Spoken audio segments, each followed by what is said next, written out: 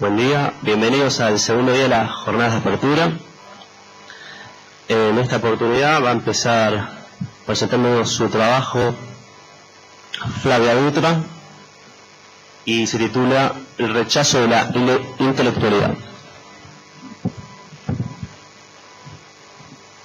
Buen día, ¿se escucha?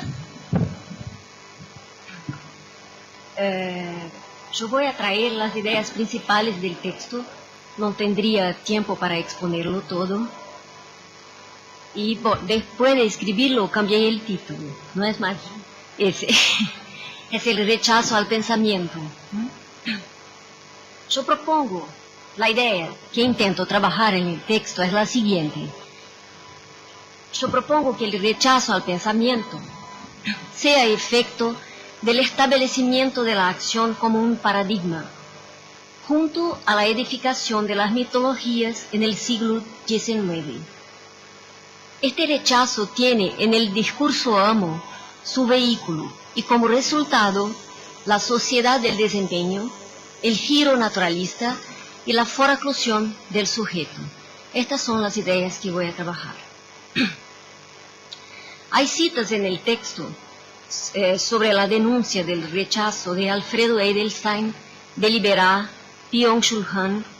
De Lacan hay varias citas, no voy a traerlas aquí, solo quería apuntar la dirección de su crítica. Lacan afirma lo siguiente, las referencias están todas en el texto, después si alguien quiere las paso. Lacan afirma lo siguiente, los analistas tienen la desintelectualización como ideal que prevalece en su formación. Los analistas se refieren a sus análisis como experiencias de desintelectualización. Sitúa el intelectualismo como un prurito que molesta a los analistas y los llevan a ubicar el pensamiento en la vía recta hacia la naturaleza. En otra, denuncia el signo de intelectualización que la investigación científica recibe en el medio psicoanalítico y advierte que los que piensan de ese modo son los malos analistas.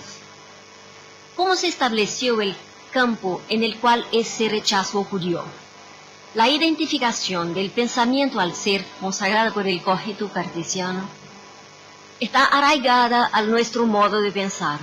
La estructura del sujeto, tal como lo plantea Lacan, contradice ese modo de pensar que identifica pensamiento al ser. Aprender la estructura del sujeto, entonces, exige de nosotros una lucha contra el automatismo intuitivo y suscita, como mínimo, resistencias. Nuestro modo de pensar en Occidente vivió la crisis de los fundamentos y el eclipse de los absolutos.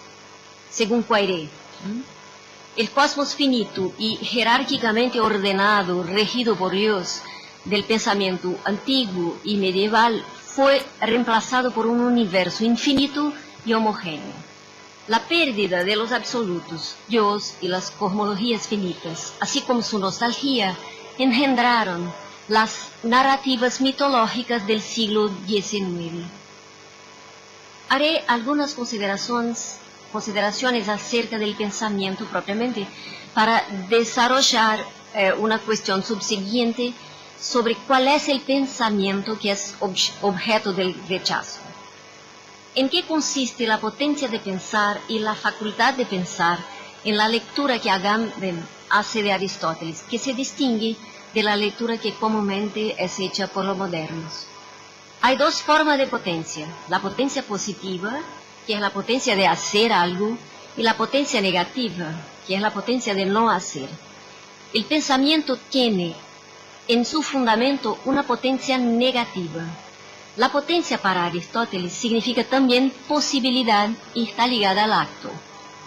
El término facultad, que tiene estrecha relación con la potencia, expresa el modo en que cierta actividad se separa de sí misma y se le atribuye a un individuo, como la facultad de ver, que se distingue del ver en acto.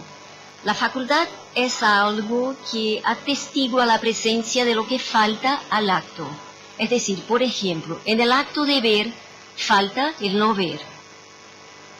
El no ver se hace presente en el acto de ver solo en potencia.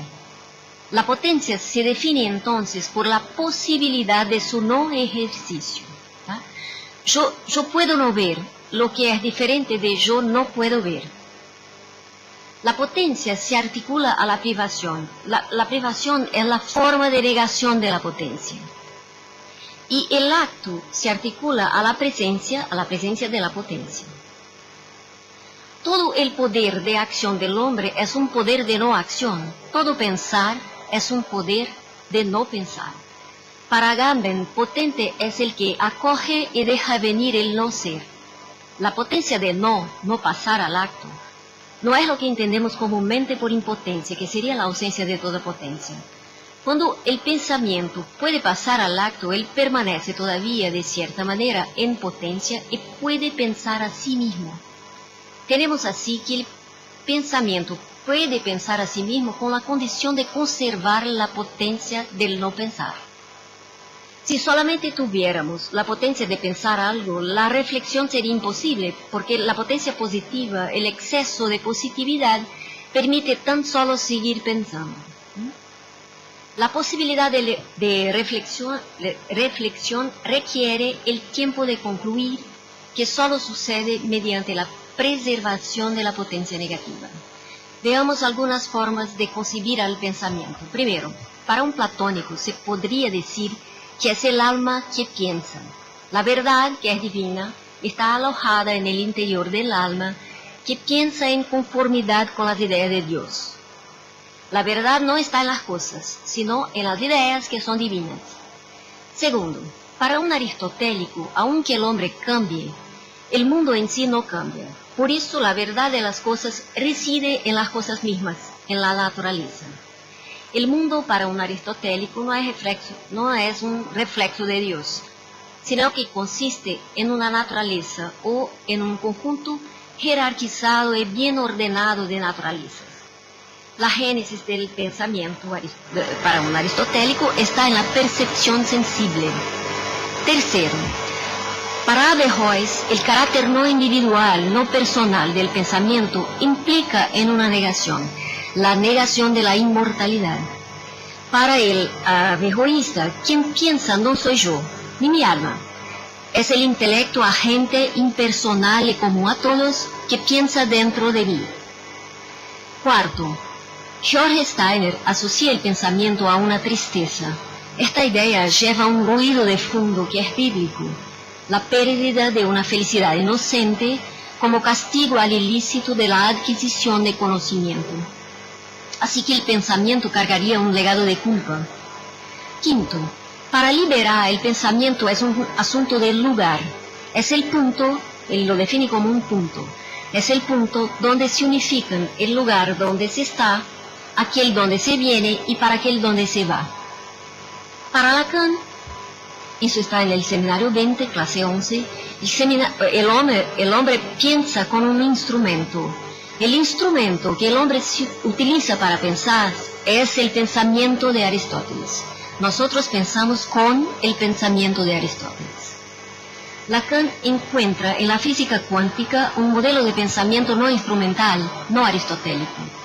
Liberá presenta otras formas de pensamiento no instrumentales, como la que propone Heidegger en su discurso titulado Gelassenheit, traducido por serenidad. En ese discurso, Heidegger anuncia que para pensar no se necesita más al instrumento. No es necesario pensar con alguna cosa. Defiende la idea del alma serena en la presencia de las cosas. El Lassen de Gelassenheit significa un dejar caer, dejar ir, dejar salir, abandonar. Además de Heidegger, Plotino, Dionisio, Ángelus Silesius y Eckhart, que son filósofos, teólogos, místicos del medioevo, ellos piensan en esa misma dirección.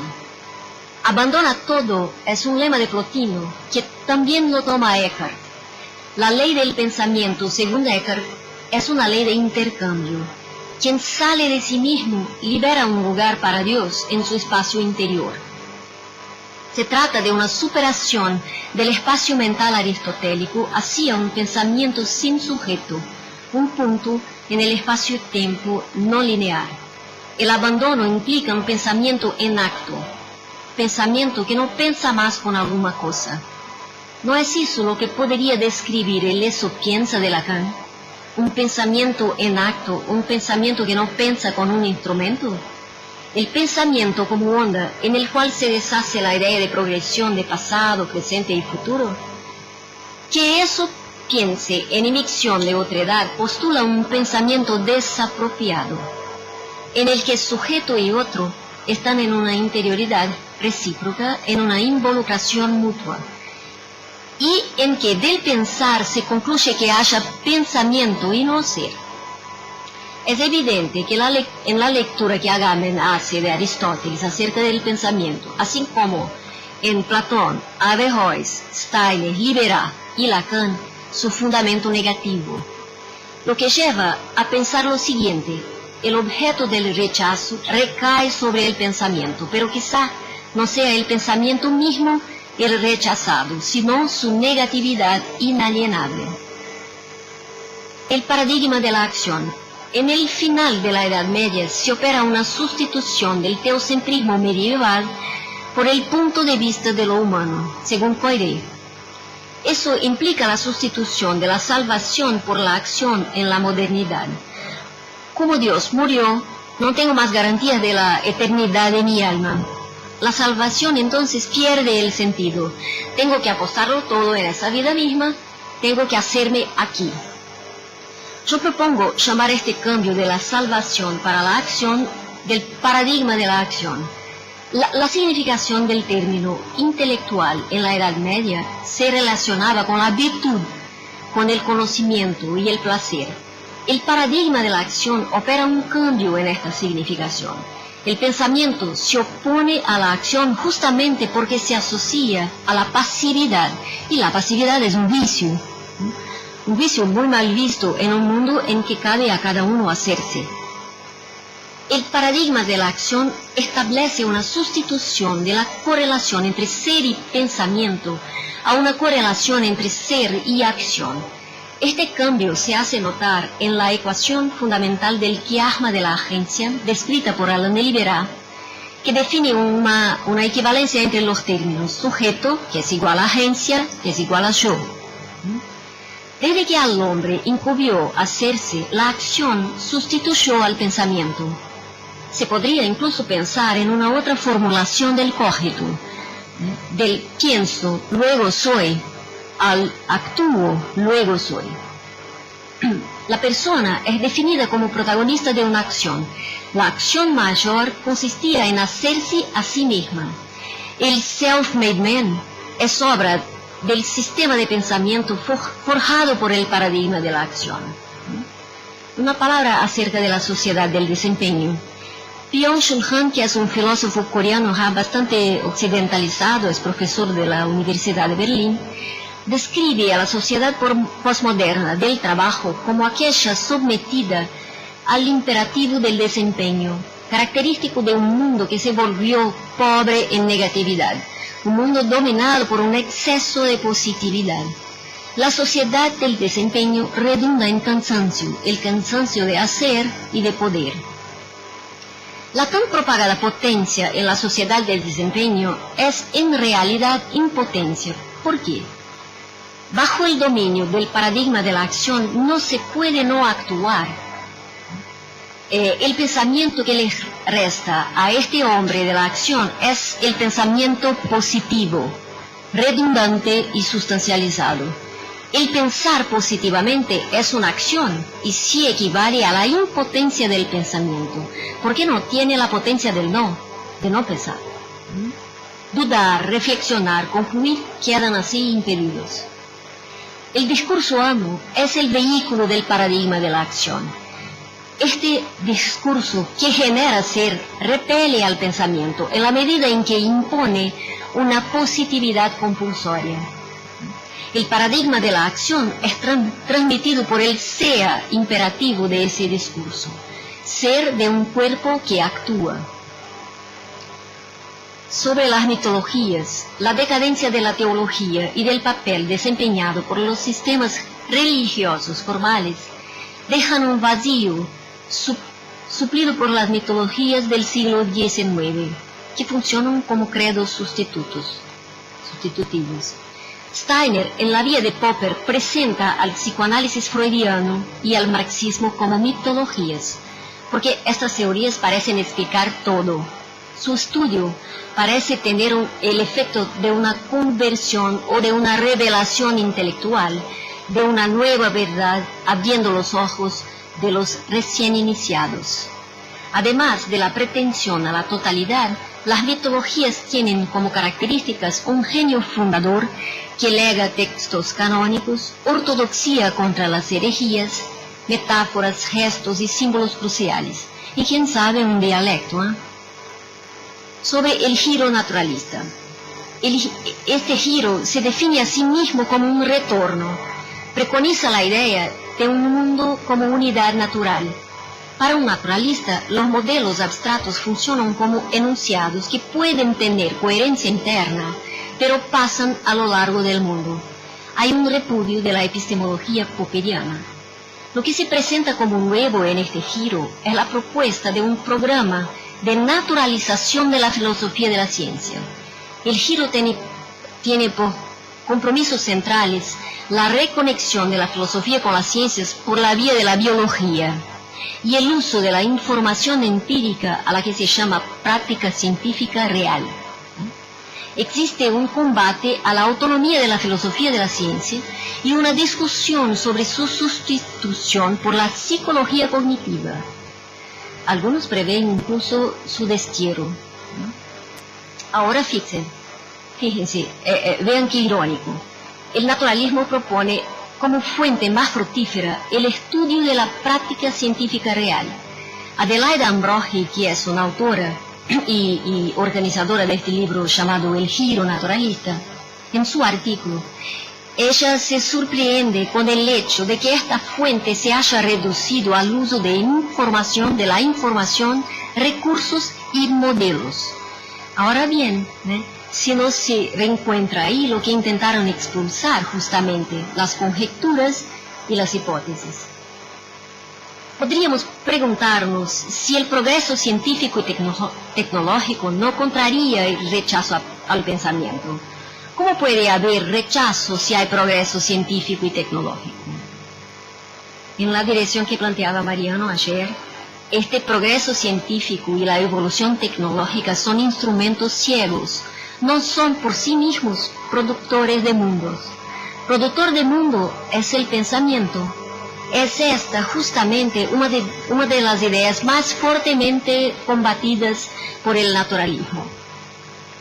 Y para concluir, si el advenimiento de la ciencia moderna forcluye la verdad, yo creo que podríamos pensar que el giro naturalista forcluiría al sujeto, ya que la subjetividad que se desprende de sus marcos proviene de un ordenamiento natural, genético, es un dado irrefutable de la naturaleza.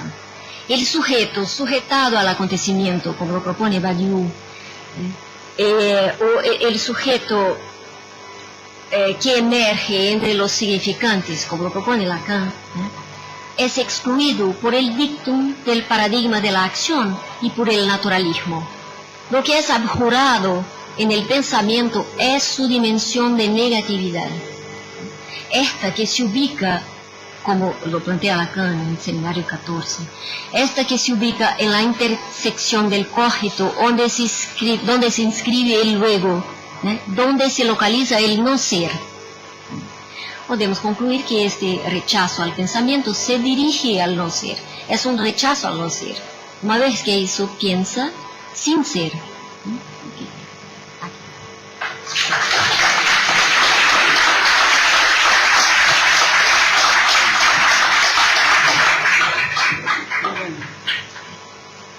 Gracias, Flavia. Ahora nos va a presentar Gabriela Mascheroni el concepto de otro neonazi, una explosión en la ontología.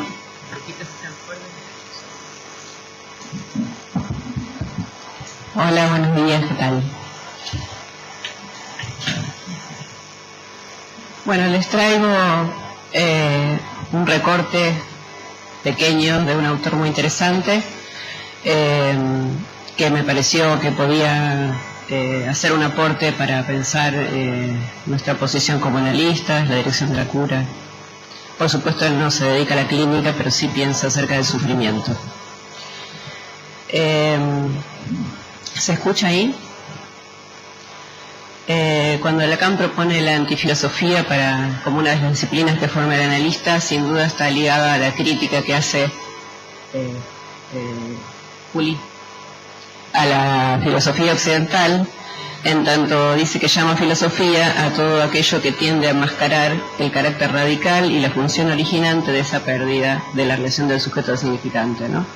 Y que toda dialéctica, y especialmente la hegeliana, va a enmascararla, porque apunta a recuperar los efectos de esa pérdida. Otra. Levinas va a coincidir con este diagnóstico de búsqueda de totalidad de la filosofía occidental, porque dice que en ella, donde lo espiritual y el sentido residen siempre en el saber, puede verse esa nostalgia de la totalidad, como si la totalidad hubiese sido perdida y esa pérdida fuese un pecado del espíritu. La visión panorámica de lo real es entonces la verdad y lo que da toda su satisfacción al espíritu. También dice que en Occidente el espíritu va a ser eso que sabe y que la civilización occidental no puede salir nunca de los números y los seres, y esto es porque están condicionados por el mundo laico. Esto es interesante porque él tiene una formación religiosa muy fuerte, vamos a ver en qué sentido la piensa. Son para él lo que llaman filosofías de lo mismo, dice, ¿no? Es un término que él usa, porque dice que aun cuando se preocupan por el otro, algunas de ellas se preocupan por otro yo mismo, que tiene igualdad conmigo, o sea que pierden su carácter de alteridad. El otro, al manifestarse como ser, digamos, pierde la alteridad y indica a la filosofía el intento de comprender ese ser, dado que sería la estructura fundamental del hombre. Ambos autores van a ligar esta crítica, esta posición de pensamiento, esta creencia en la esencia y en el ser, a las causas del sufrimiento excesivo. Levinas está atravesado por otros discursos, no solo domina 4 idiomas, sino que estudió específicamente el hebreo y el hebreo antiguo para estudiar el Antiguo Testamento y la lectura de los talmudistas. Él es un sobreviviente del Holocausto, lo cual también ha tenido mucha influencia en su pensamiento, porque ha pensado mucho en los totalitarismos, ¿no? Dice que el totalitarismo político reposa en un totalitarismo ontológico, donde el ser sería un todo, ¿no? Su estudio del Antiguo Testamento hace que esté en contacto con la lengua esta semítica, el hebreo, que tiene una gramática y una escritura muy diferente a las lenguas indoeuropeas. O sea que promueve mucho más la multiplicidad de significaciones y la interpretación. Por otra parte, no existe el verbo ser en presente, lo cual ya determina otro pensamiento, otra lógica para pensar lo que hay. Y bueno, y además piensa que la Biblia es el libro por excelencia, aquel que tiene una influencia decisiva en el modo en que pensamos, ¿no? En las distintas culturas. Ahora bien, este libro, la Biblia, Occidente la recibe traducida del griego y está interpretada bajo las categorías del ser, porque en el griego sí existe el verbo ser, y esto ha sido, digamos, se ve claramente, se manifiesta muy claramente en la respuesta que da Dios a Moisés cuando pregunta por su nombre, que dice soy el que soy, donde no solo se introduce el verbo ser en presente, que ya cambia la lectura completa del libro, sino que también propone una tautología, ¿no? El principio de identidad. Es decir que de alguna manera Occidente queda desgarrada de una lectura de los profetas y imbuida por el discurso de la filosofía occidental y por el griego, bueno, tiene otro pensamiento sobre esto. La interpretación de Levinas del Antiguo Testamento es que la historia del pueblo judío nace con la irrupción de alguien, sin nombre, sin imagen, o sea, no contaminado por el ser, y que irrumpe y habla a los hombres, no de los hombres, ¿no? O sea que de alguna manera, y sin cuerpo, ¿no? Que esto es importante porque la desencarnación de Dios va a ser una pieza muy clave en el universo conceptual de Levinas. Esto va a ser el precursor de lo que él llama el otro, ¿no? Alguien misterioso, digamos, lo misterioso que viene, que no se puede aprender por el conocimiento ni por la comprensión. Este Dios pide no adorar imágenes, libera al pueblo de la servidumbre, lo saca de Egipto y les ordena el éxodo, partir a lo desconocido. Amar al prójimo y no matarlo en su condición de otro cuya cualidad es la alteridad, no un alter ego, no un otro yo. Y la trascendencia para él, desde el lugar, digamos, de la lectura bíblica, es que no se piensa juntos Dios y el ser. Es decir, que esto lo saca de la teoría de la creación de Maimónides. O sea que el hombre es llamado a salir de sí para encontrarse con Dios, cuyo encuentro no será ni una relación de poder ni de saber, sino ética.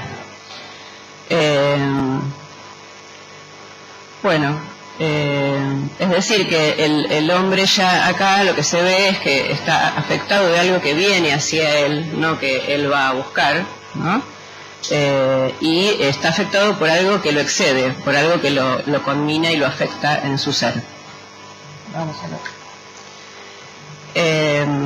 Es decir que desde este discurso entonces Levinas propone que en el nacimiento del sujeto no está la razón, lo razonable, sino la relación al otro. Va a pensar el advenimiento del sujeto de este modo. Primero, en vez del orden significante, para él está el hay, que es un campo de fuerzas del existir impersonal, que es anónimo, eterno, no tiene comienzo ni final, es como un verbo, una acción de ser, y donde no hay sí mismo, es sin sí mismo, es lo que imagina tras la destrucción imaginaria de todas las cosas, ¿no? Dice que podemos evocar esto que él propone como el hay en la experiencia cotidiana del insomnio, donde parece que hay yo y no hay yo en ese momento, porque no podemos accionar, no podemos dormir, y hay un murmullo, una cosa eterna que no para, ¿no? Que él asocia con este existir, donde no hay reposo y hay cierta despersonalización. Bueno, trae muchas de sus teorizaciones vienen de experiencias cotidianas. Por operaciones de alienación y separación, en esto es curioso que no desarrollo lo de Lacan porque no me da el tiempo, pero lo pongo acá para que vean a los paralelos y las diferencias, ¿no? Imagino que ya conocen. Los procesos son diferentes los de Lacan. La alienación va a estar más ligada a una afirmación de sí, quizá un poco más parecida a un narcisismo, si se quiere, pero donde lo que propone es que por efecto de una hipóstasis, en este existir, un existente se va a ligar al existir. Este primer movimiento, que es sincrónico, lo digo es lógico, ¿no? Lo voy a contar así un poco en secuencia para que se entienda. Es como la aparición de la conciencia, digamos, ¿no? La libertad del comienzo, como que empieza a ver en una eternidad sin tiempo, empieza a haber un comienzo.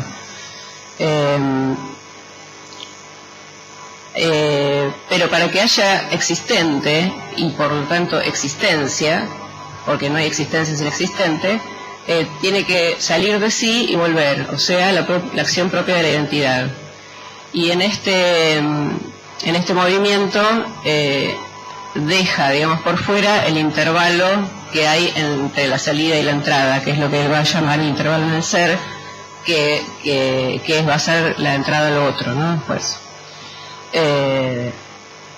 o sea que la paradoja es que en la afirmación de sí, en la posibilidad de tener existencia, de separarse de ese existir anónimo, es lo que él llama la virilidad del sujeto, ¿no? La posibilidad de accionar, queda capturado en su identidad, queda cautivo de sí mismo, y eso va a ser para él la alienación por excelencia, o sea, porque pierde el intervalo que hay en el ser.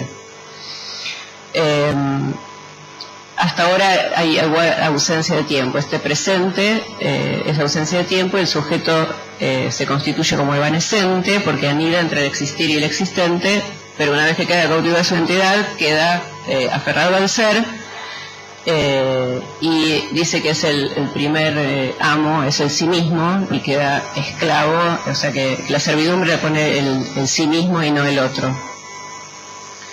Esto hace que quede en soledad, digamos, la soledad es porque es uno, no porque está privado del otro o por el desamparo.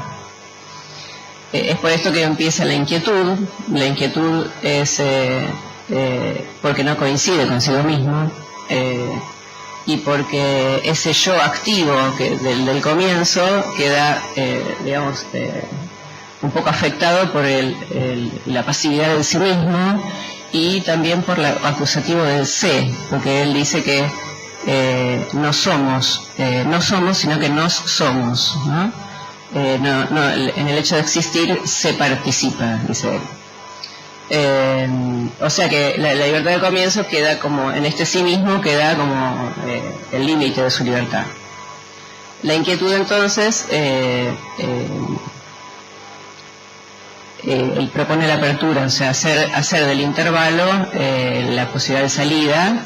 Él puede salir de sí justamente porque hay un intervalo, y la puesta en funcionamiento de este intervalo, de lo inaprensible, va a ser de lo otro constitutivo que se forjó en virtud de la identidad. O sea,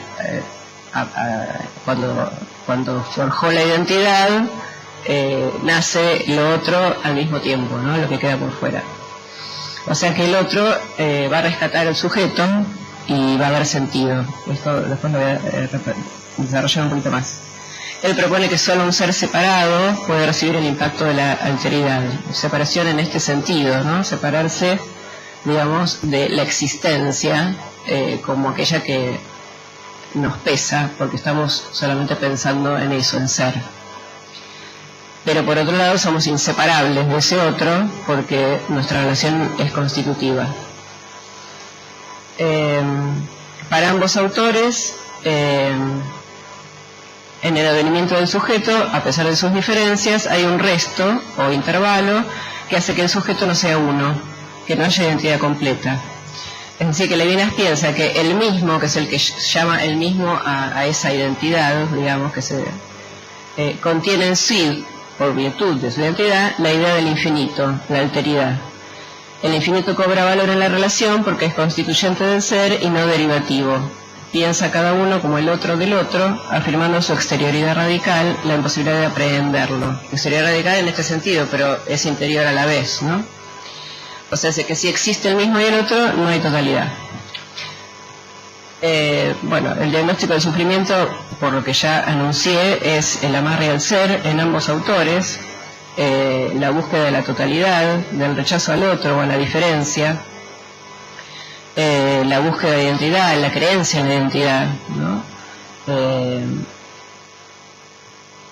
Levinas dice que el Dios del Antiguo Testamento no es un Dios en el que se puede creer, está ahí, ¿no? Como si la creencia fuera, digamos, como una nueva arma nuestra para suponer que Dios existe porque nosotros creemos en Él, como si dependiera de nosotros, de su existencia, ¿no?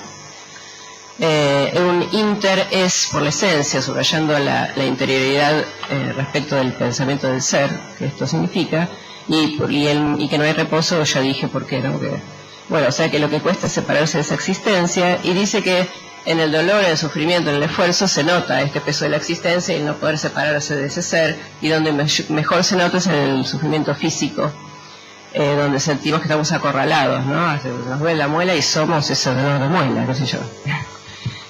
No podemos hacer más que eso.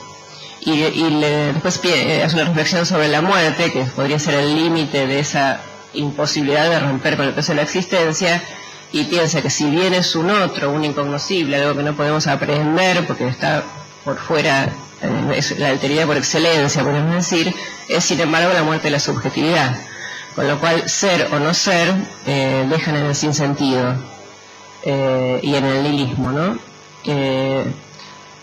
Él va a proponer lo que llama la trascendencia, o sea, la salida de sí, La primera trascendencia es la trascendencia de los goces, del goce, va a decir él, que es el goce de los alimentos del mundo, de los objetos a los cuales nos dirigimos, que a las que les da mucho valor, pero que va a decir que finalmente van a estar igual como envueltos en inmanencia, porque aquel objeto al que nos dirigimos está iluminado por la razón, lo absorbemos por el conocimiento, lo llenamos de categorías de lo que ya tenemos y finalmente el objeto se funde en el sujeto y pierde su alteridad. Y lo mismo pasa en el éxtasis, que en la idealización, donde el mecanismo es inverso, el sujeto queda absorbido por el objeto, hay como una suerte de fusión y se tiende al uno, ¿no? Esto, rapidísimo lo podemos pensar también en la estructura de la neurosis y ahí ya ambas, digamos, la histérica y la obsesiva, donde también se tiende al uno, hay un rechazo al otro y el sufrimiento que esto conlleva. La salida propone entonces que se trataría de otra trascendencia, que no tenga que ver con el saber de las cosas, que esté más allá del saber de las cosas. Procurar un ser que siendo salga fuera de sí y que se dé, o sea, trascender la identidad, dice, es decir, la totalidad, ¿no?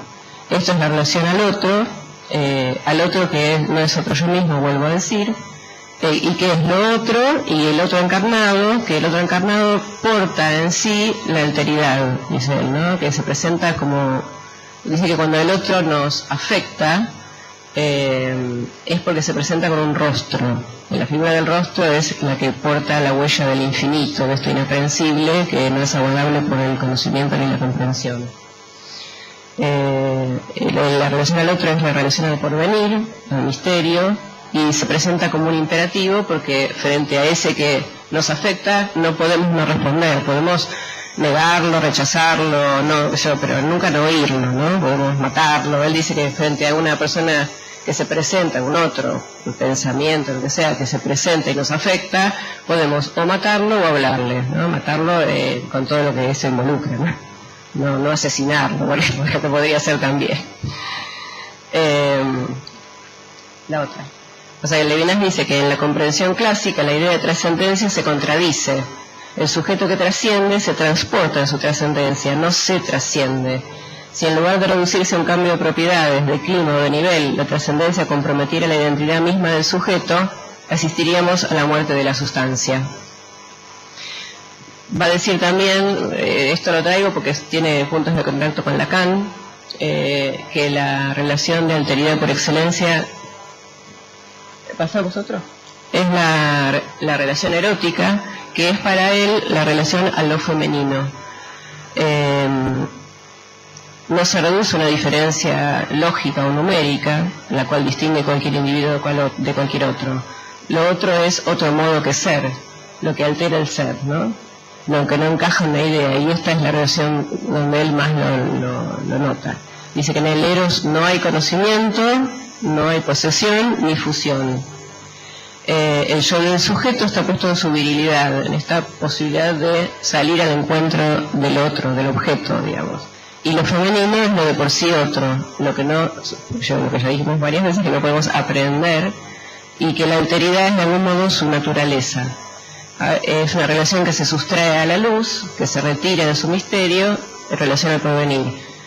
Entonces dice que todas las diferencias ontológicas entre lo masculino y lo femenino parecerían menos arcaicas si en lugar de dividir la humanidad en dos géneros, la significáramos como la participación de lo masculino y lo femenino propio de todo ser humano. Quizás sea ese el significado del enigmático versículo del Génesis, hombre y mujer los creó. El lenguaje en Levinas, bueno, si bien no lo ubica como primero, como causa del sujeto, es curioso que el primer encuentro con el otro bíblico es mediante el habla. O sea, su presencia es sabida porque se le habló al hombre. El hay o existir es un verbo. El lenguaje es la alteridad misma y es trascendencia, dice. Y ubica las lenguas en determinismo del pensamiento. Por otro lado, dice que el lenguaje funda y da toda significación, que es la relación entre el mismo y el otro, que da cuenta justamente de esta separación, porque dice que si no hubiera esta separación, si no hubiera este el mismo y el otro, el lenguaje no existiría. Dice que desaparecería del mundo en el cumplimiento de la unidad dialéctica, ¿no? en el mundo de la totalidad. Y que el hombre perdería su rostro y su lenguaje. También dice que el pensamiento de lo infinito es el pensamiento que piensa más de lo que piensa, y ese pensamiento es deseo. Y que es deseo no de lo que nos falta, porque nunca hemos estado unidos a ello, sino deseo de otro como otro. Y sostiene también que la desigualdad, mediante un lenguaje que tiende a igualar, lo podemos decir con un habla que contenga la extrañeza, ¿no? que obliga a no comprender, fuera de toda identidad, de oposición o negación, que recupere lo otro de toda habla. Esta es la función que tienen los neologismos de Lacan, sobre todo los semánticos y los apax, que son los que rompen un poco con la totalidad, con el ser y con la búsqueda de coherencia, ¿no? Él en general no define mucho y usa varios, por ejemplo, sujetos, yo, no solo no los define, sino que es confuso cómo los usa. A veces parece que los distingue, a veces no, digamos, me parece que es algo que lo hace a propósito, ¿no? Bueno, y para finalizar, él dice que la filosofía primera es ética, que la experiencia irreductible de la relación no está en la síntesis, sino en la proximidad de unos con otros, en el cara a cara de los humanos. La ética no es una capa que se añade por encima de la reflexión abstracta de la totalidad. Propone que no hay ser sino un devenir, una actividad de ser. La relación al otro está en el sentido de lo humano. Y finalmente la ontología para él es la comprensión del verbo ser. Se distingue de las otras disciplinas que estudian lo que es, olvidando que al hablar de esos seres ya han comprendido el sentido de la palabra ser sin haberlo explicitado. Bueno, un poquito para que pensemos, nada más. Gracias.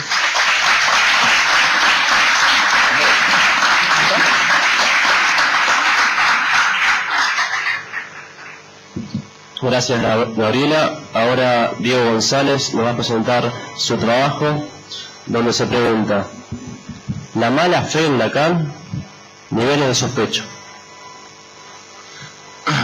Bueno, buen día. Recién cuando venía en el colectivo para acá, me encontré con un amigo mileriano, muy mileriano. Nos pusimos a tomar unos mates ahí en el colectivo, charlando un rato. Y estaba sonando una canción que es brasilera, la canción, pero que la canta un grupo argentino, que dice: veo al futuro repetir el pasado, veo un museo de grandes novedades, dice. Y me quedé pensando en el guarda con el cambio, ¿no? Con el cambio que se propone como provenir o porvenir. No estaría contra el cambio, pero sí qué tipo de cambio. Bueno, es un comentario. Veo al futuro repetir el pasado. Bueno. La mala fe en Lacan, niveles de sospecha. Voy a empezar con una cita del seminario 20. Dice Lacan: ¿acaso no es suficiente para mostrar que estamos en el registro del discurso analítico, que aquello de lo que se trata en el discurso analítico es siempre a lo que se enuncia de significante que ustedes den otra lectura que lo que significa? El siguiente trabajo surge a partir de una exposición que hiciera Alfredo en Apertura, puntualmente en el mes de marzo del corriente año. Alfredo se refería en esa ocasión al paradigma indiciario venatorio, el cual pone en relación a Sherlock Holmes, a Giovanni Morelli y a Sigmund Freud. Alfredo aclaraba que no deberíamos olvidar que Sherlock Holmes utiliza los detalles insignificantes o secundarios para capturar delincuentes, y Morelli lo hace para descubrir falsificaciones de cuadros. Con lo cual, decía, es el rastreo de una verdad operada de tal manera que está intentando ser ocultada. Hay una intencionalidad, una mala fe en el fondo. Y preguntaba Alfredo si se podría desarrollar una teoría en Freud alrededor del concepto de mala fe a partir del testimonio del paciente. También mencionaba a Paul Ricoeur, quien ubica a Freud junto a Carlos Marx y a Federico Nietzsche como un maestro de la sospecha. La sospecha era también comentada en esa oportunidad como guarda con lo que te están presentando porque quizá te están empaquetando. Por eso el título de mi trabajo, La mala fe en Lacan, niveles de sospecha. ¿Por qué en signo de pregunta? Porque en el acontecimiento del significante, como lo conceptualiza Lacan, no podríamos afirmar que cuando alguien nos habla, lo hace necesariamente desde la mala fe. Si entendemos mala fe en el sentido de que hay una verdad que está intentando ser ocultada, esa posibilidad existe sin lugar a dudas, en el nivel que podríamos llamar intencional. Pero habría mala fe si se considera que el significante debe responder por el significado. Es decir, si nosotros consideráramos que hay relación entre lo que se dice y lo que eso significa, entre lo que se dice y lo que se oye. Entonces, parados a partir de esta relación biunívoca, podríamos suponer que hay una verdad, que esta verdad significa algo para alguien, que es posible de ser ocultada y que el alguien en cuestión está intentando hacerlo. A partir de esta concepción surge necesariamente una posición de sospecha. Guarda con lo que te están diciendo que no es la posta, te quieren empaquetar. Por el contrario, Lacan nos advierte una y otra vez que no hay relación. No hay relación. No hay relación biunívoca entre lo que se dice y lo que eso significa, entre lo que se dice y lo que se escucha. Por lo tanto, ya no podemos suponer que lo que alguien dice, o aún más, que el significante que alguien utiliza, sea hablando o en un texto, coincida ni siquiera con la intención de su autor o de quien lo profiera. Cito a Lacan. Seminario 20, clase 4. Si no hubiera discurso analítico, dice, seguirían hablando como cabezas de chorlito, cantando el discurso ursocorriente, haciendo girar el disco. Ese disco que gira porque no hay relación sexual. Fórmula que solo puede articularse gracias a toda la construcción del discurso analítico y que desde hace tiempo les vengo machacando. Todo lo que está escrito parte del hecho de que será siempre imposible escribir como tal la relación sexual. Voy a comenzar entonces con unas preguntas. Si a partir del discurso analítico no hay posibilidad de escribir la relación, ¿de qué modo entonces arbitrar en el conflicto de las interpretaciones rivales, opuestas?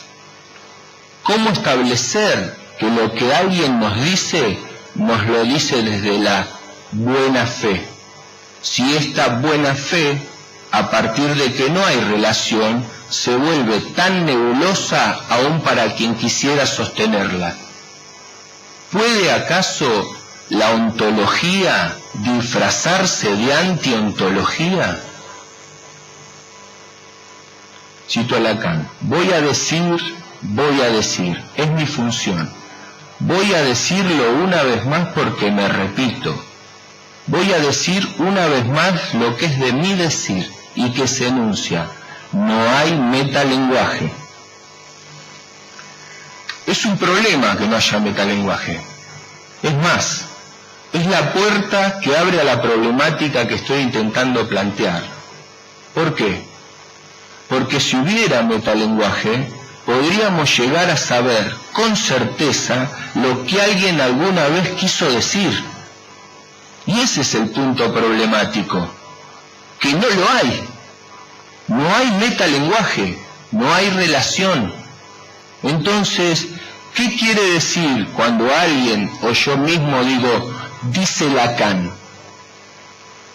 Cuando nosotros en una exposición decimos, dice Lacan, cuando citamos con pretensiones de exactitud literal. ¿Cómo clausurar una determinada lectura sin que suene a secta ni a un Boca River? Me parece que lo que Lacan dijo, sin intentar imponer el me parece como única versión.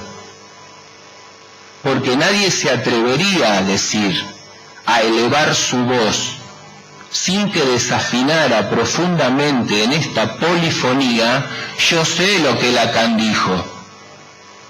Mi Dios, ¿en dónde caeríamos si se habilitara tal cosa? Y más si se habilitara desde la buena fe. ¿Qué es lo que encuentro como problema entonces? Lo que encuentro como problema no es lo que se dice, no es el contenido de una determinada posición, ese no sería el problema, sino el modo en cómo se lo dice, el modo en el cual se sostiene una determinada lectura de una obra, en este caso, el psicoanálisis desde Lacan. Por ejemplo, planteo una lectura posible y la justifico con 200 citas o más, que las hago hacer serie. ¿Esto me autoriza a decir que es la lectura correcta? Porque puede venir alguien y presentarme 200 citas en sentido contrario, del mismo autor que yo estoy citando, y eso ¿lo autoriza a él a decir que es la lectura correcta? ¿Es acaso en la guerra de citas donde la cuestión debe definirse? ¿Qué significa, yo me pregunto, y con todo respeto, cuando en un libro encontramos al pie de página más de 100 veces que dice traducción personal? Sería la versión personal presentada como otra versión que viene a oponerse a una versión oficial.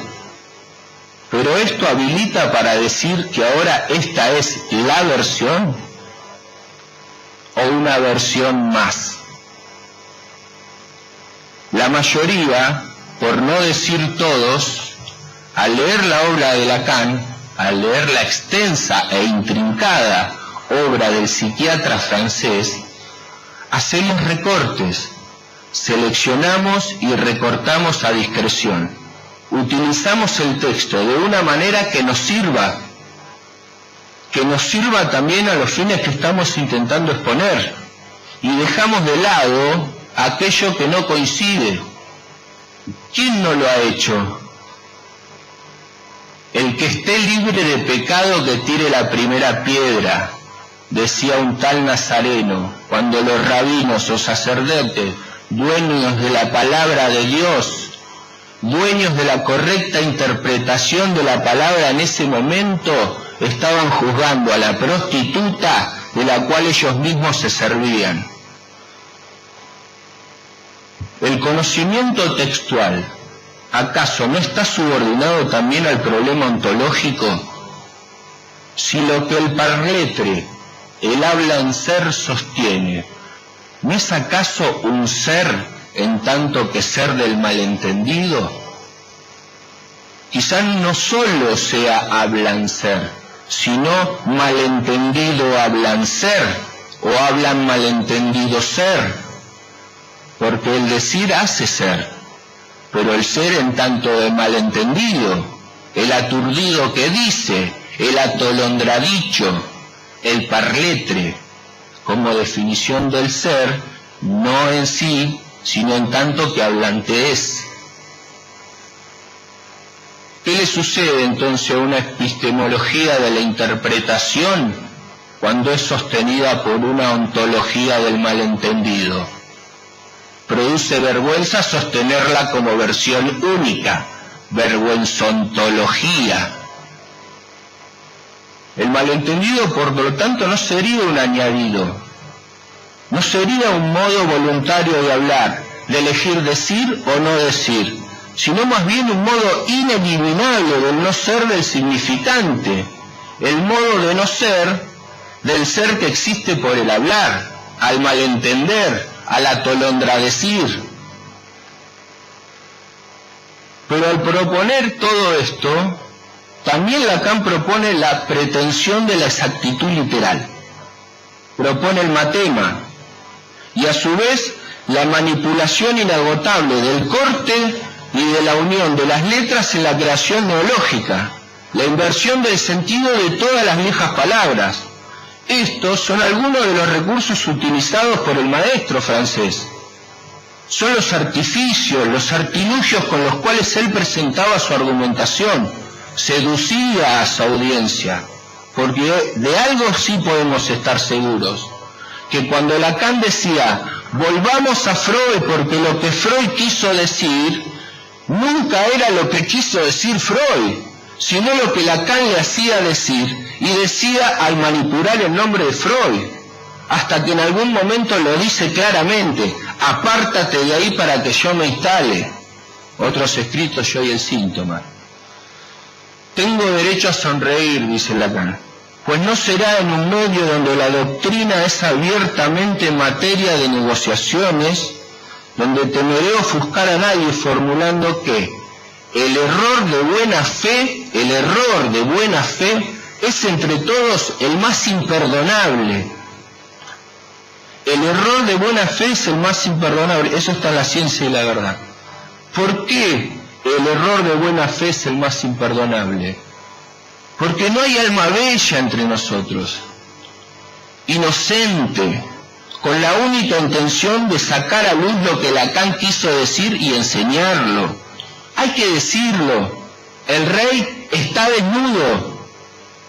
Tampoco quiero decir que seamos todas almas espantosas, si es que el término se me permite. Lo que quiero decir es que no hay metalenguaje que defina, y al no haberlo, se abre la lucha por la apropiación del sentido, por la imposición de una traducción personal de lo que alguien dijo, en este caso Lacan o Freud, sea en lo que dijo o en lo que no dijo o en lo que le hacemos decir. El problema se presenta, para mí, cuando alguien en esta puja se autoriza con pretensiones de totalidad y exclusividad. Puede ser esto una persona, un grupo, etc. Porque al interpretar un texto, al producir una determinada lectura, una determinada manera de concebir un tema, un determinado sentido, puede suceder que se establezca una especie de dependencia respecto de dicha interpretación, y concomitantemente surja una exigencia a poseer todo el sentido, a apropiárselo y a presentarlo como única versión posible, la verdadera. Y entonces se puede volver a caer en el principio de no contradicción al anunciar que dicho principio no opera en el discurso analítico. Cito Lacan: esta es la dificultad que trato de aproximar tanto como puedo al discurso del analista. El discurso del analista debe encontrarse en el punto opuesto a toda voluntad, al menos manifiesta, de dominar. Digo al menos manifiesta no porque tenga que disimularla, sino porque después de todo es fácil deslizarse de nuevo hacia el discurso del dominio. Seminario 17. ¿Será posible entonces, es una pregunta que yo me hago, hablar desde el discurso analítico, con un contenido analítico, pero desde el formato del amo, y todo esto haciéndolo desde la buena fe? Este es el meollo del ensayo. Es Es decir, hay un carácter constituyente del equívoco, que podríamos plantearlo como ineliminable. Cada cosa que se dice o se escribe se hace a partir de esta imposibilidad de determinar con precisa certeza y a ciencia cierta qué es lo que estamos diciendo. Saber qué es lo que estamos diciendo, no solo para los demás, sino incluso para nosotros mismos. Cito a Lacan, Seminario 18. El inconsciente no quiere decir nada, sino que quiere decir que diga lo que diga y me sostenga de donde me sostenga, incluso si me sostengo bien, no sé lo que digo, y que ninguno de los discursos, tales como el año pasado los he definido, deja esperar, ni permite a nadie, a quien quiera que profiera cualquier cosa, pretender esperar, incluso de ninguna manera, saber lo que dice. El problema se plantea en la posibilidad del deslice, entonces, en la tentativa inconsciente de mala fe de ontologizar la no ontología, hacer del no ser el ser, mezclar los niveles, empujar el no hay una y otra vez al principio de no contradicción. Es un intento, yo lo escucho, incluso lo escucho hacerlo desde la buena fe, el error más imperdonable, decía Lacan. En definitiva, para ir terminando, la mala fe podría ser planteada como cuando alguien dice cosas, cuando alguien propone una lectura, llegando a un punto que cree que sabe lo que dijo Lacan, y lo hace y lo propone desde la buena fe. Creer que el sentido del texto se encuentra en algún lugar puro y objetivo. Entonces el que lo encuentra, gracias a su dedicación o a sus dotes, vaya uno a saber, lo plantea como la lectura correcta, y dado que existe por fuera del texto mismo y lo ha encontrado, entonces esta lectura se convertiría en una autoridad extratextual que permitiría diferenciar las interpretaciones correctas de las incorrectas.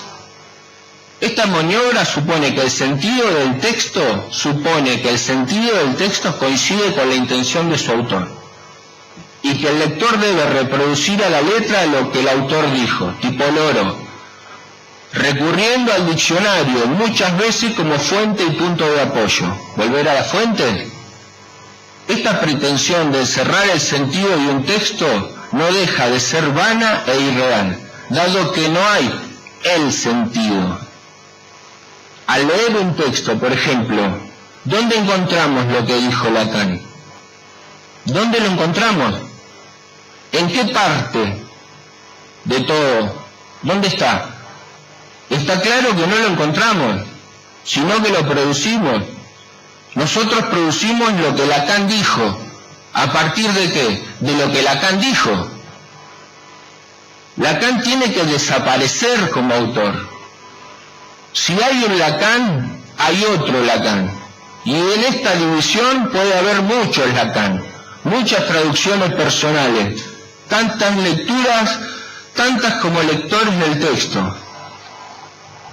Hay que hacer de Lacan una hipótesis y no transformarlo en Lacana, es decir, con el A o lo fraseado.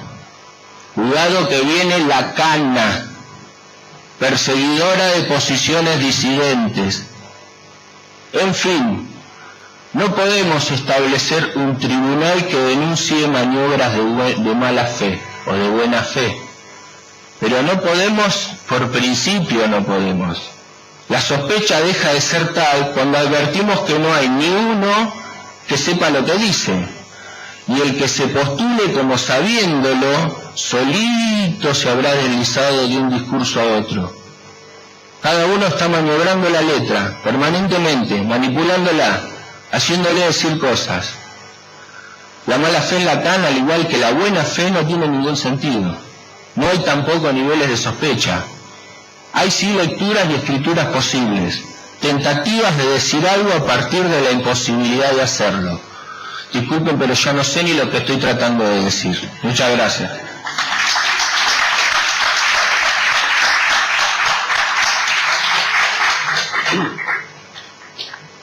Muchas gracias, Diego. Ahora va a presentar Ana Cristel Wiener Sosa, Aletheia Doxai.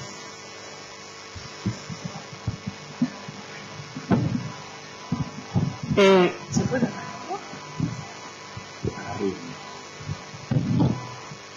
Oye, bueno, pues ahorita el compañero me introdujo muy bien, porque voy a dar la versión de Leturdit. Y bueno, la cana, llanamente. Bueno, cuando me dijeron que iba a presentar en esta sala, se me ocurrió, no tan margen, así no tiene nada que ver, dar una cita de Borges que dice así. La sola palabra infinito, palabra y después concepto, de zozobra que hemos engendrado con temeridad, y que una vez consentida en un pensamiento, estalla y lo mata. Bueno, no tiene nada que ver con lo que voy a decir.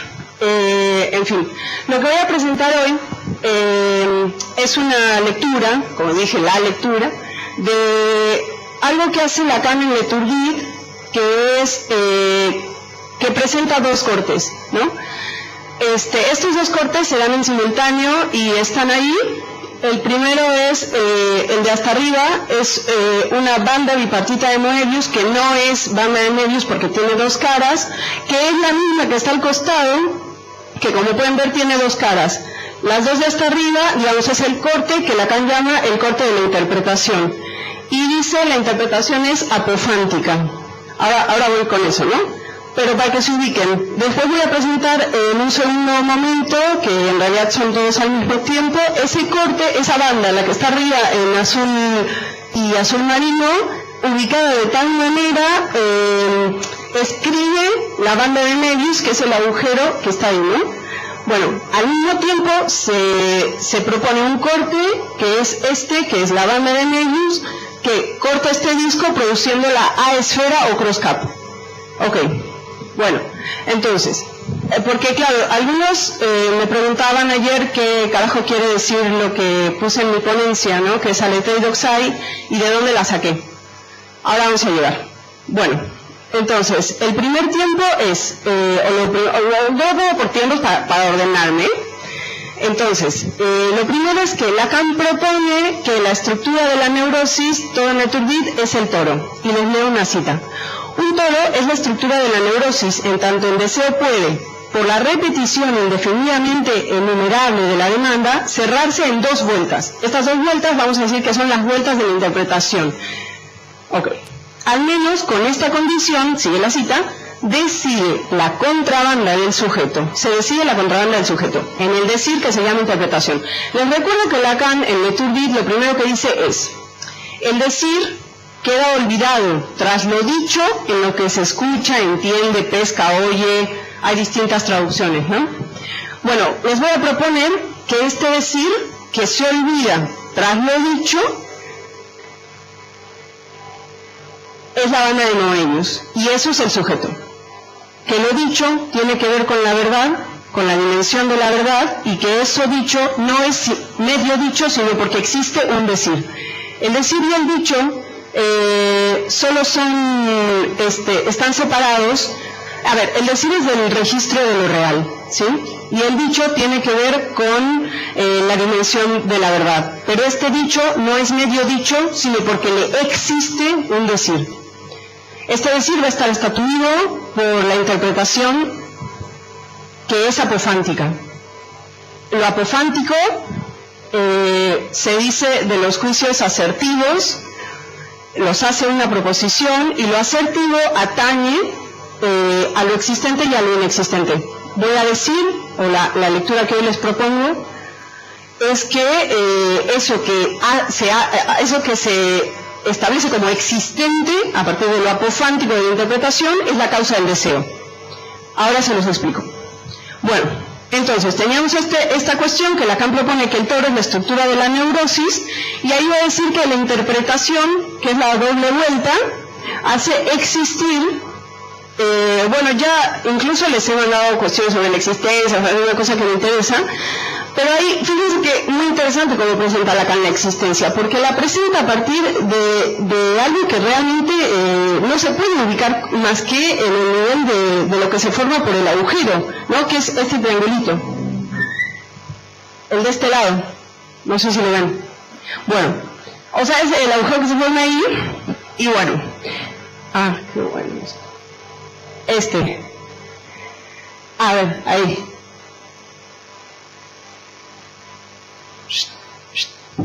Bueno, entonces, Lacan va a decir que el toro no tiene agujero central y que el que lo vive como su sujeto no sabe de ese agujero. El toro tiene un agujero, pero es un agujero sin borde. Mi hipótesis es que a Lacan le interesan los agujeros con bordes, pero bueno, es algo a desarrollar en otro momento. Pero ahora voy a volver sobre ello. Entonces dice que para quien es su sujeto no hay un agujero. Y ese agujero se proyecta a precup, dice Lacan, por abuso imaginario en el fin del análisis, cuando algo del orden de ese, digamos, cuando ese agujero se puede bordear a partir de la banda de medios. Bueno, entonces, el segundo momento es esta banda bilátera de dos semitorsiones, que es lo que hace existir, o sea, por fuera del lugar en donde está, existir a la banda de medios. Bueno, les leo una cita de Lacan. Duplicar el cierre de esta vuelta obtiene algo muy distinto. Caída de la causa del deseo, de donde se produce la banda moebiana del sujeto. Demostrando la caída que él, o sea, el cierre, no es más que existencia al corte del doble lazo que resulta. Bien, esta existencia es decir. Ese es el decir que se olvida detrás de lo dicho, lo que se escucha, entiende, pesca, oye, que son distintas maneras de decir o de traducir. ¿Y de dónde viene la leteidoxai? Bueno, entonces, voy a proponer que la leteidoxai, bueno, Lacan dice que el decir que le da la vuelta o que corta a la esfera, y dice que la esfera es la, ¿cómo se llama? La ficción de la estructura, ficción con doble C, porque ahí habla de ficción con doble C y ficción con X. La ficción con X tiene que ver con algo que fija ahí esta cuestión del objeto A, ¿no? Como agujero. Entonces, la esfera es la ficción de la estructura. Y la cuestión es que la banda de Moebius, o sea, digamos, al mismo tiempo sucede interpretación, existe la banda de Moebius, y esta banda de Moebius concomitantemente o al mismo tiempo corta este disco, produciendo el cross-cap. Entonces, esta banda de Moebius corta una esfera que es la ficción de la superficie con que se viste la estructura. Así dice Lacan. La esfera es la ficción de la superficie con que se viste la estructura. Entonces, ¿de dónde viene la leteidoxai?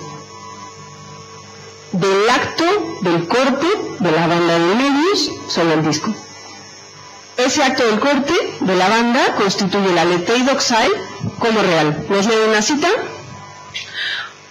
Por ser el decir lo que la modifica, a la opinión dicha verdadera, que es la traducción de leteidoxai, al introducir la doxa como real.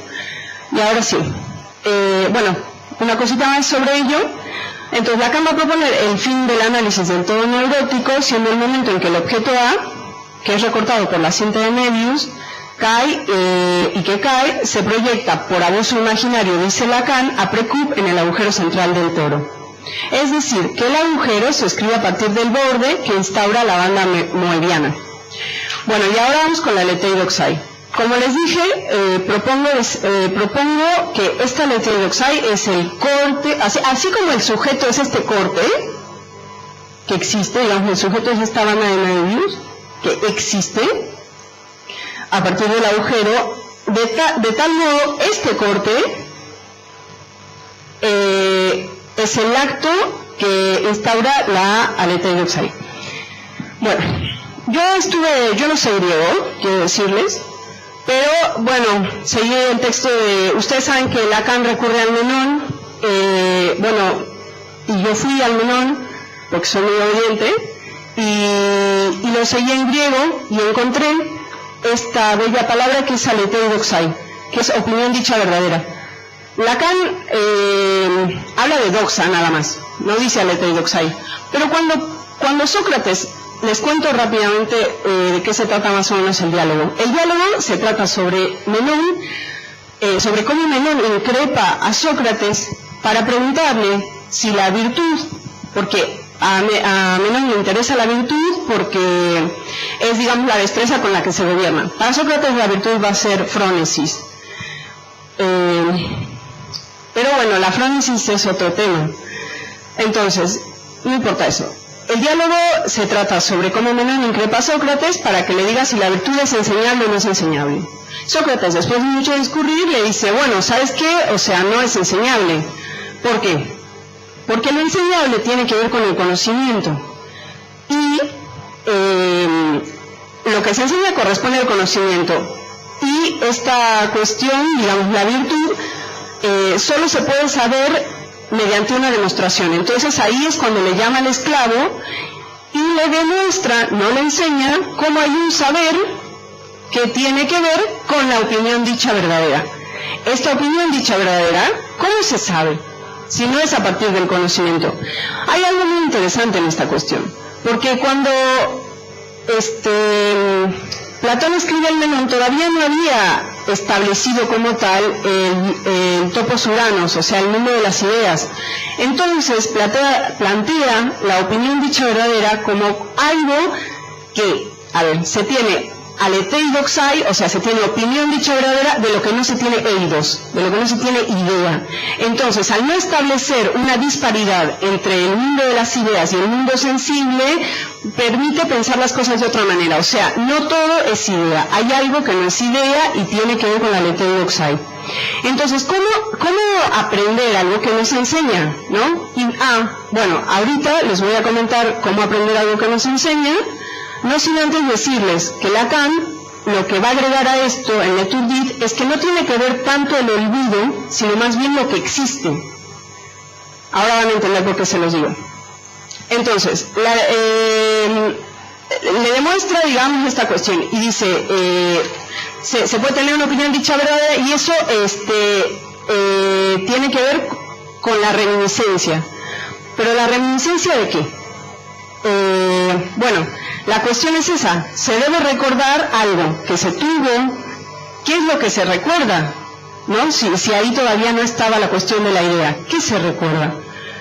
Bueno, entonces me leí una tesis doctoral de un güey que se llama Nemrod Carrasco Nicola, que se llama Perspectivas sobre la doxa en Platón, y me gustó lo que propone, porque propone que la epistemología del Menón radica en que nunca se tuvo lo que se perdió por el olvido.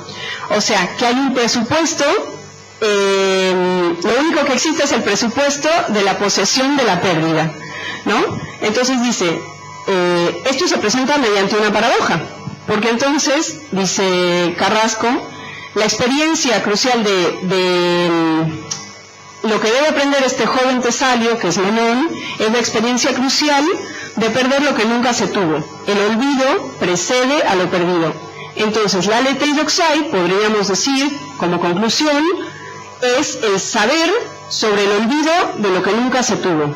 Pero ahí el olvido no es tanto olvido que haya que recuperar como algo de lo que se supo, sino más bien, como dice Lacan, del orden de lo que existe, de lo que se escribe. Listo.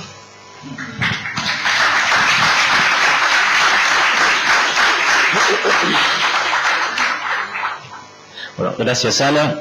Ahora vamos a lo que más le interesa al discurso del psicoanálisis. Abrimos el espacio a preguntas.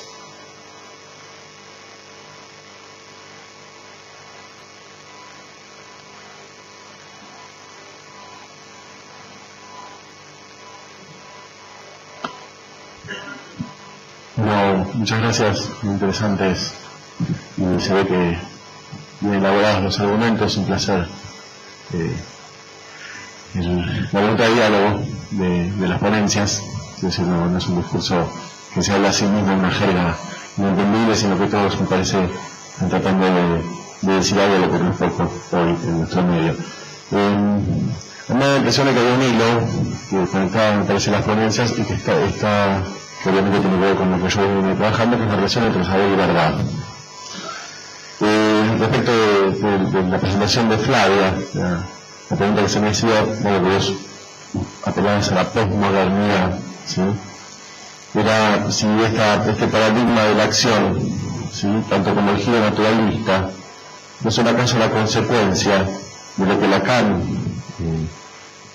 ya pronuncia como la conclusión de la verdad de la ciencia, y el problema de la verdad en el saber, como recurso a la acción, como un problema de resolver un saber en acto, digamos, ¿no? Como la verdad es lo que se hace, digamos así, el giro naturalista lo verdadero es la naturaleza.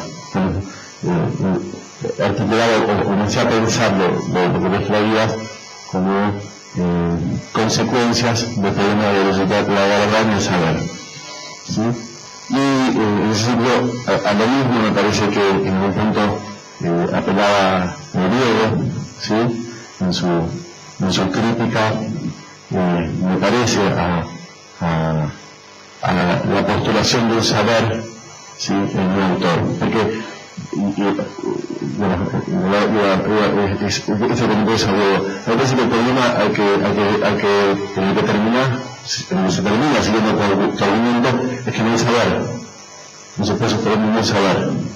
Ese problema que se habla cuando se discute el caso límite de la apertura y uno sostiene una hipótesis A, otro sostiene una hipótesis B. Si vengo al extremo de tus argumentos, sostener cualquier hipótesis sería algo así como un acto totalitario que había que renunciar. Entonces el problema que llevamos, si uno te argumento la dice, es que cada uno con su verdad, y estamos de nuevo en la posmodernidad o en la posverdad, donde lo que hay, como bien indica Flavia en su ponencia, es una decadencia del pensamiento. Ya no se puede pensar, no se puede sostener un saber.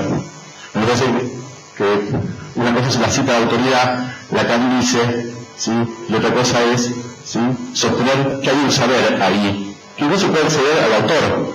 De hecho, trabajamos con saber no sabido. Me parece que algo tenemos que poder sostener.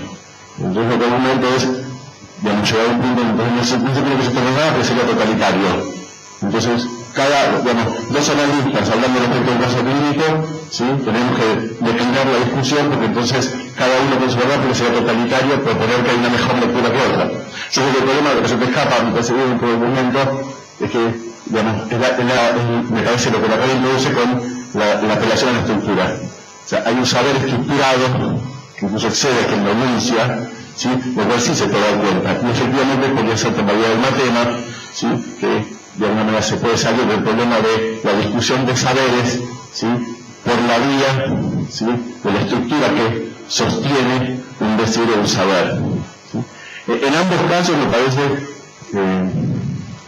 creo que las otras ponencias también le ayudan a eso, pero es crucial reflexionar sobre lo que el psicoanálisis propone respecto a la relación entre el saber y la verdad, sin caer en el nihilismo de renunciar a una verdad posible, ¿sí?, y tampoco el autoritarismo, una verdad trascendente, ¿sí?, y me parece que la vía de solución, y lo voy a decir rápidamente, viene por lo que trabaja Levinas, y me parece que el problema de la verdad en Lacan se resuelve por la vía del otro. Bueno, gracias por la referencia.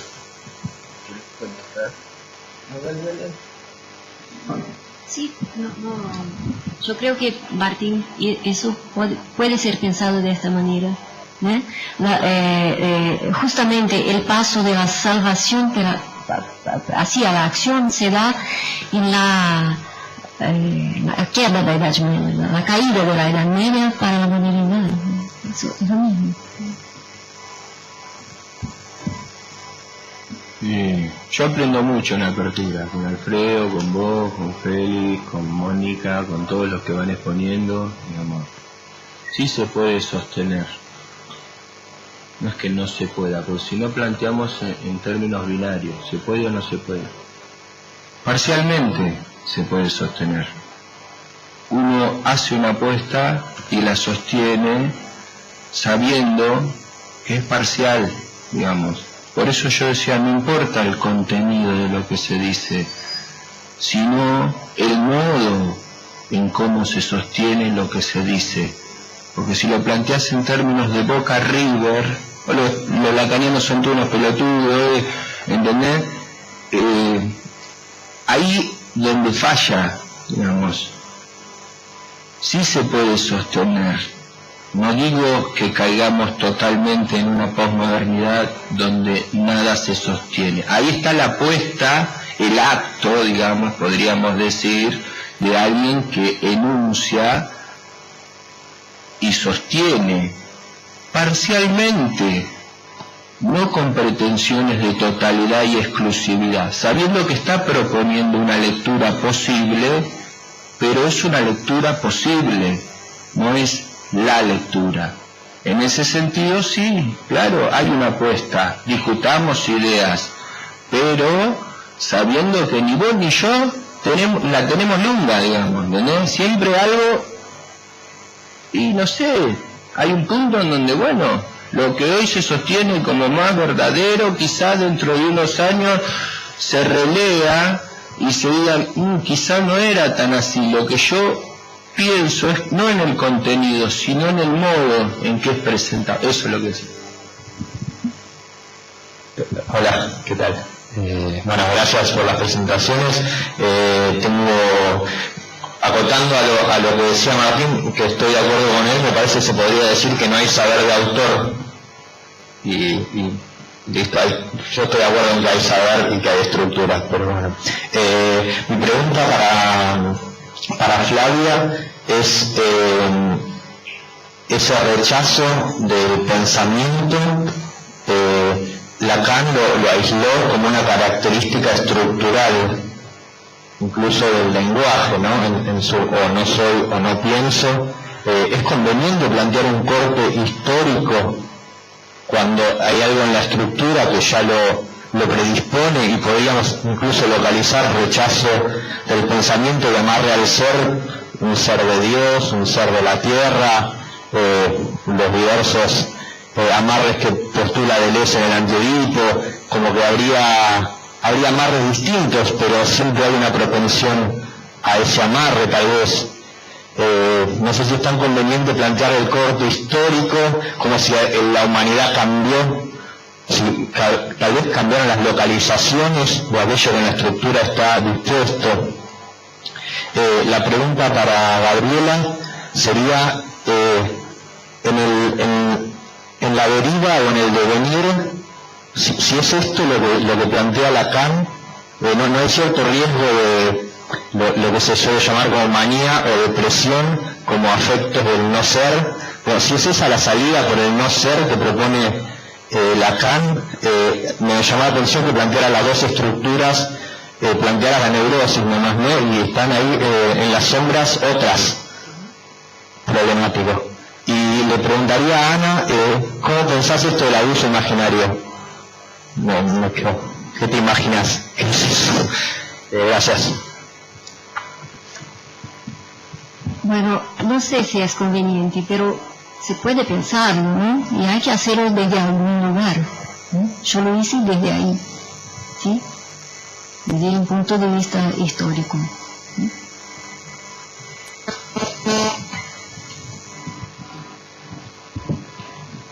Bueno, sí, pienso que no propone ni Lacan ni Levinas la salida como un no ser. Más bien en Levinas hay una participación de lo que él llama virilidad y feminidad. La virilidad sería la apuesta a lo que podría ser el ser, ¿no? Lo que él llama lo mismo, y lo que es lo femenino sería lo otro, lo que no se puede aprender, el des-ser, podríamos decir, el desinterés, dice, ¿no? Desinterés. Que me parece que alude a la falta de ser en Lacan, que tampoco es no ser. No sé si eso me preguntaron, me parece que no apunta a no ser, justamente, sino al interjuego, digamos, entre ambos, me parece.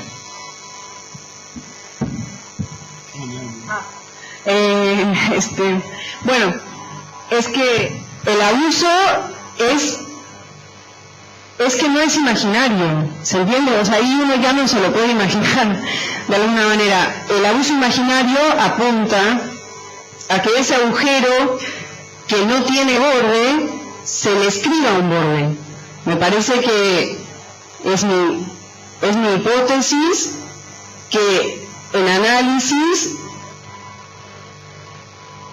de los agujeros se debe escribir el borde.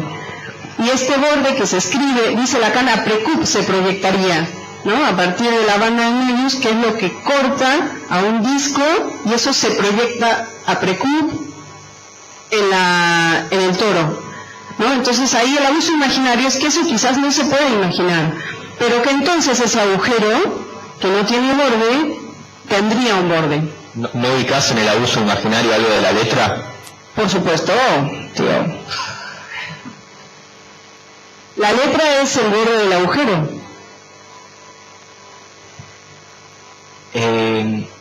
Con respecto a la pregunta que le hizo Manuel a Flavia, creo que habría que pensar también que no hay nada más una estructura, sino diferentes presentaciones de la misma. Y a través de los momentos históricos se han estado dando diferentes presentaciones. Eso no significa que en ese momento exclusivamente se haya dado, pero sí hay, digamos, creaciones de mundo diferentes a partir de que, por ejemplo, se piensa que hay un individuo, o a partir de que se piensa que hay un mártir. Que en este momento pueda haber un individuo o un mártir, no se niega. Sin embargo, el mártir fue el que reinó durante, no sé, el siglo V o el siglo XVI, y el individuo después. O sea, creo que eso sería una respuesta posible. Y después, creo que el problema no es tanto con respecto al saber, sino en cuanto a la verdad.